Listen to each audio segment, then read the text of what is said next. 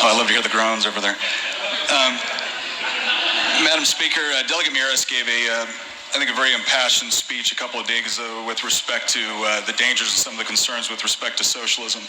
And the response he got was an interesting one, because the response was ultimately not a defense of socialism. The response ended up being more of a diatribe and an indictment of the United States and all of our previous sins. And it was amazing to me because as we heard the list of everything the United States is apparently responsible for, both in this country and across the world, there were certainly elements of truth to it. But I found it fascinating to hear that was all followed up by "we fundamentally deny." Who exactly in the United States is fundamentally denying that the United States government treated African Americans badly? Who's fundamentally denying that the United States government treated Native Americans badly? Who is fundamentally denying that the United States has been involved in foreign interventions that it shouldn't be? Nobody's denying that. In fact, I would tell the delegate to make these accusations that if you want to look for regimes that fundamentally deny their past and current sins, I would encourage you to actually look at those regimes which have adopted the socialist philosophy. Because as we look at what was happening within the Soviet Union, we didn't see Pravda getting up there and actually doing a good editorial response to what Stalin was doing when he was actually massacring and starving out his own people. We don't see the press under Red China that was going and talking about the tens of millions of people that were dying under Mao's Great Leap Forward and Cultural Revolution. We see people being locked up in Cuba and Venezuela for being political dissenters.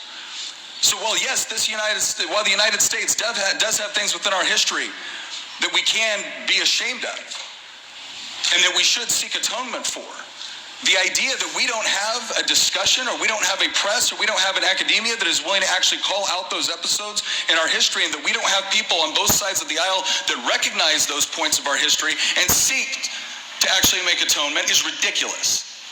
But that is very common in socialist regimes. The other thing that I thought was interesting is that socialism has become something of a caricature because of the way it's been represented to many people in this country by socialists. Delegate Carter did not actually describe what socialism was, or whether it was a particular brand of socialism that he supported. He simply listed out a series of objectives. We want people to be free from want. We want people to have food. We want people to have clothes. We want people to have shelter. We want people to have health care. I've got news for everybody. We all want those things. The devil is in the details with respect to how do you actually intend to achieve those things.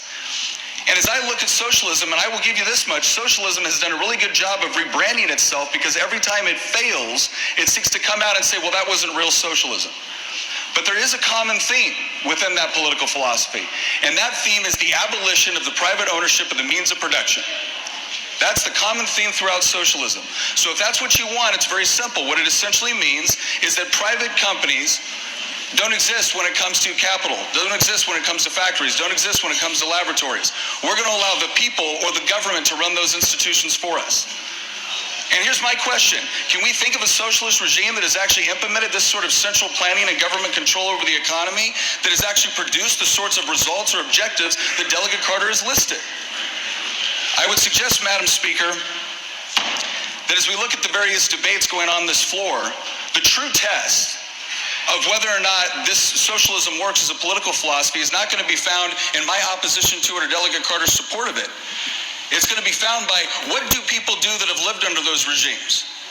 What do those people do? What are the poor people in those regimes? What are the poor people across the world? What do they seek out?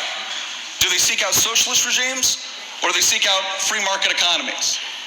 Because last time I checked, I don't have much of a recollection of American workers in this country running down to the south of Florida, making makeshift rafts and desperately trying to get to the socialist utopia of Cuba. I don't recall people in West Germany desperately risking life and limb to go over, under, or through the Berlin Wall in order to make it into the Union of Soviet Socialist Republics. But I've got good news. Here in a free country, if you would like to live as a socialist, you are welcome to do so. You can get a bunch of your friends together, you can go get some property, and then you can go live in a commune. And guess what? I'm not going to try to stop you. I'll even try to lower your taxes. But you can't force me to go with you, and you can't force me to pay for it. And that is the true problem with socialism as it has been applied throughout history, no matter where it's attempted. It has always resulted in oppression, violence, and degradation. So much so that the people from those countries are desperately trying to get to this country. And so, Madam Speaker, I would just simply say the United States is not just a country of entrepreneurs. It's not just a country of scientists, of artisans. We are also ultimately a country of people that rebel against any sort of political philosophy which would seek to deprive us of our liberty. And that is why I believe that socialism will never take root here in the United States. Thank you, Madam Speaker.